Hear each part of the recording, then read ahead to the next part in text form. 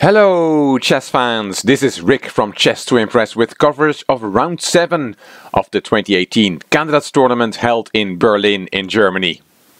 Round 7 was played on Sunday, March 18th, and we saw Grishuk against Mamedyarov, Kramnik, Ding, Karyakin, So, and Aronian, Caruana. Quite an interesting matchup in this round. In this video we'll look at a game between Aronian and Caruana, who have already played 25 classical games against each other, 14 draws. Aronian has won 6 and Caruana has won 5. Here you see both players in action during the game that was played in this 7th round. Let's have a look at the game. Aronian opened d4, knight f6 from Caruana, c4, e6, knight f3, d5 with the queen's gambit, knight c3, d takes c4, and e4. Bishop b4, we are in the Vienna variation. Bishop g5, and here the main move, the classical move in this variation is c5, but Caruana played h6, also a known move. Aronian took on f6, queen takes, and Aronian took his pawn back. And now c5. Judith Polgar explained in a live broadcast that c5 is a must-make move as black needs to get rid of white's d4 pawn in this variation. Aronian castled, and there goes that pawn, and instead of taking back, in the spirit of the position, Aronian plays e5. White tries to take the initiative. The queen is attacked, the queen went back to d8, and now Aronian saves his knight, knight e4, not being bothered yet with winning back the pawn on d4.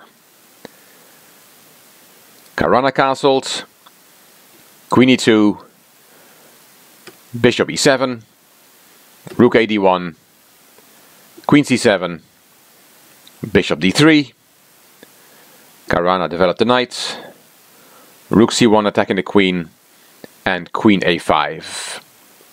And now Aronian comes up with a big surprise.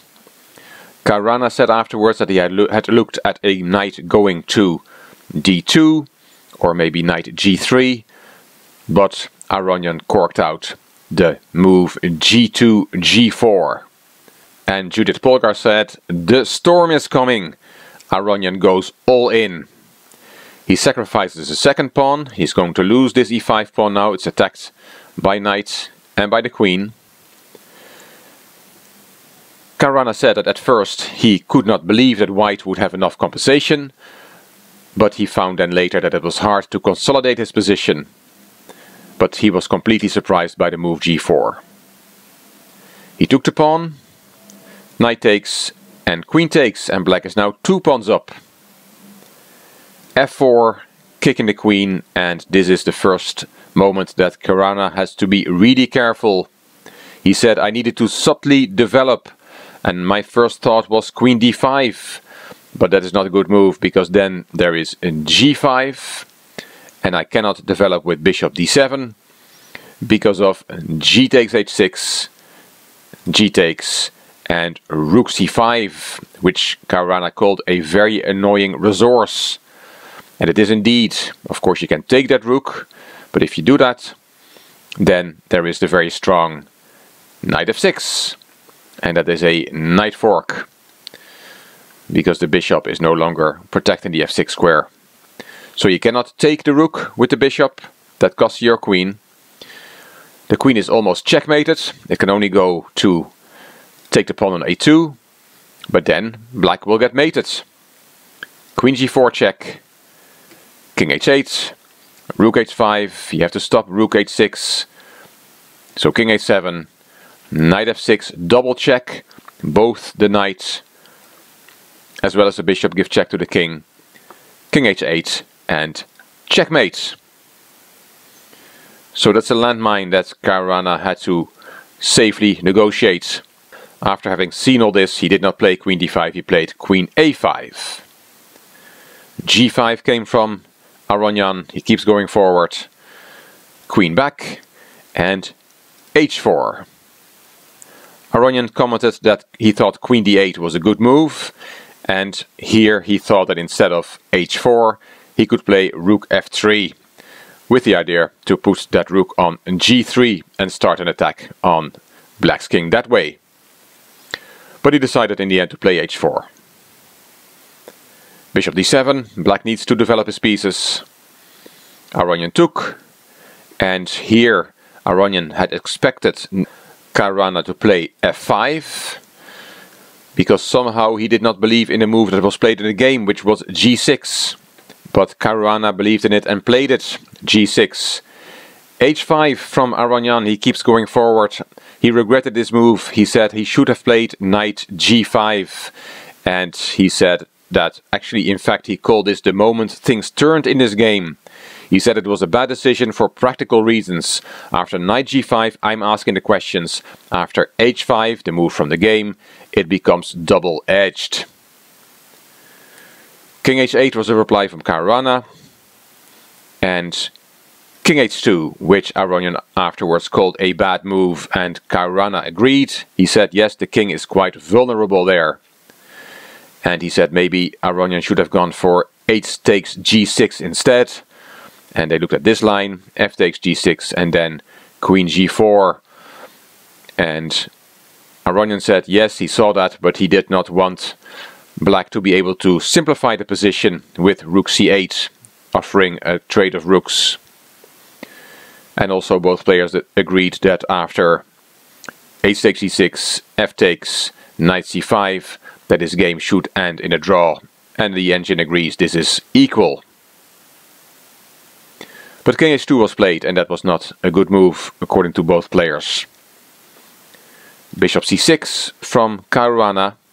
Here Aronian played rook f3, and both players showed a fantastic variation in the analysis. It started with h takes g6 instead of rook f3, then f takes, queen g4, queen d5, rook takes c6, taking that bishop off the board, sacrificing an exchange, b takes, and then queen takes g6, rook g8, queen f7, rook a f8, and now the queen is trapped, but there is knight in g5, because you cannot take the queen because of knight takes f7 checkmate. But black still wins after knight g5. You cannot take the queen, but you can sacrifice your own queen. Look at this move. Queen g2 check, king takes, and now you take the queen, because there is a pin over the g file. And black is material up and has a winning position. Beautiful variation with that queen sacrifice. Back to the game. Rook f3 was played by Aronian. Bishop d6 from Caruana, queen f2, and bishop c7. Caruana said, I like this maneuver because then white is tied to defending all the squares. King h3 and queen e7. Judith Polgar called this a nice calm move, and that in some variations it's important to defend the 7th rank. So the queen does a good job there. Knight g5 from Aronian. Caruana said that he thought the right move would have been rook g1 instead, rook g8 and rook f g3. And Caruana said it's still a complete mess somehow, but I didn't feel I was in real danger. But knight g5 was played, and white is sacrificing that rook, sacrificing the exchange there. This is a very complex position. I tried to understand what was going on, so I looked at all the analysis that was done on this game on the different sites, and I saw Grandmaster, Super Grandmaster, 8-time Russian champion Peter Svidler scratch his head here and saying that he was completely confused and did not understand why Aronian was giving up that exchange. And if he's confused, then I feel less bad about being confused myself. This is a very complicated game, and I'm not pretending to be able to fully explain it here. Let's just see what happens. Knight g5 was played by Aronian, but Caruana did not take on f3. He played e5. And Aronian decided to sacrifice in exchange anyway. He sacrificed the other rook. Rook takes c6, b takes c6, and here Aronian said, I spent all my time here to find a good continuation, but did not manage. In the end, he sacrificed his knight. He kept sacrificing material to break the defense around the black king. Knight takes f7 check was his move. Rook takes, now black is a rook up, and h takes g6. There's hardly any protection left for the black king, but of course black is rook up.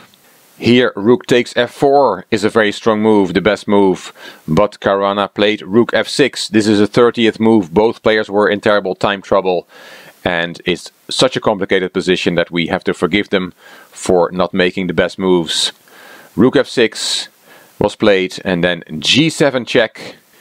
King g8 was played instantly by Caruana, it's the only move, and here Aronian played the bad move, bishop c4 check.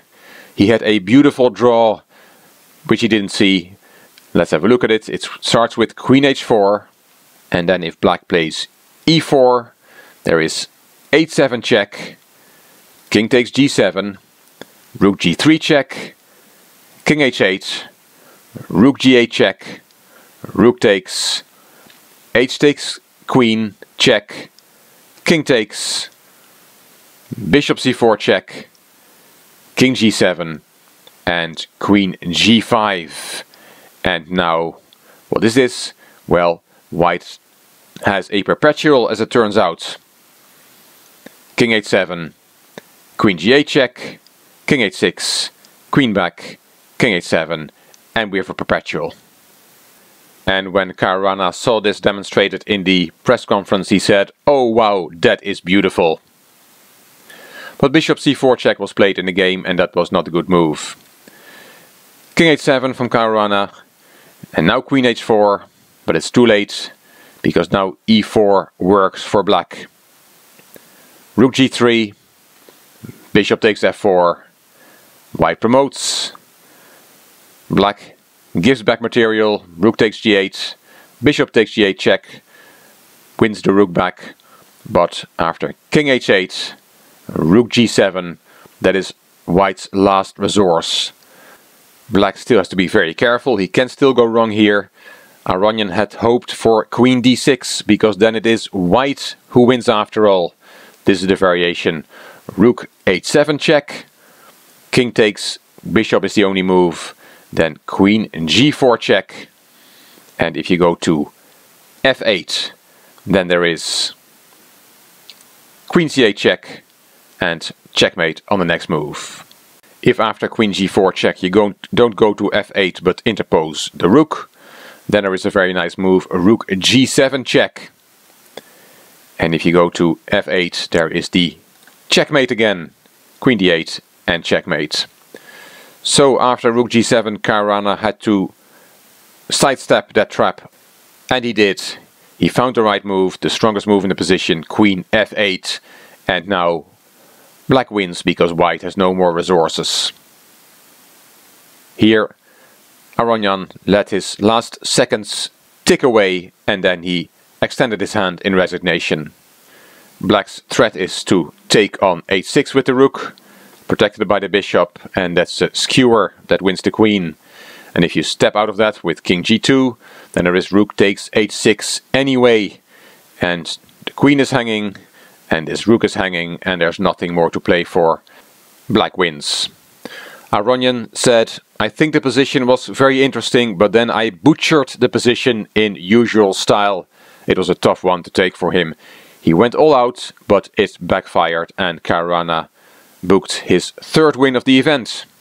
The results of round 7. Grischuk and Mamedyarov played a quick draw, a very quick draw. Kramnik and Ding played also a draw, but it was the longest game of the round. Ding now has 7 draws out of 7 games. Sergei Karyakin won his first game of the event. He beat Wesley So, and we saw the game between Aronian and Caruana. The standings after the first half of the tournament. Fabiano Caruana from the USA is leading, half a point ahead of Shakhyar Mamedyarov from Azerbaijan. 3 players on 3.5, Kramnik, Ding and Grischuk. Karyakin jumped from 8th to 6th position with his win today, and Aronian and So are at the bottom of the standings. Round 8 will be played on Monday, March 19th. We'll have the opposites pairings of round 1. So we'll see Grishuk Kramnik, Mamedyarov Karyakin, Ding Aronian and So Caruana. Let us see what the second half of the tournament will bring. Hopefully a lot more drama. If you liked this video, please give it a thumbs up and please subscribe to the Chess to Impress channel. Please leave a comment, I will read them all and will reply to them all. You also may want to check out my Chess to Progress channel. The link is in the description box. This is Rick for Chess to Impress. Thank you for watching.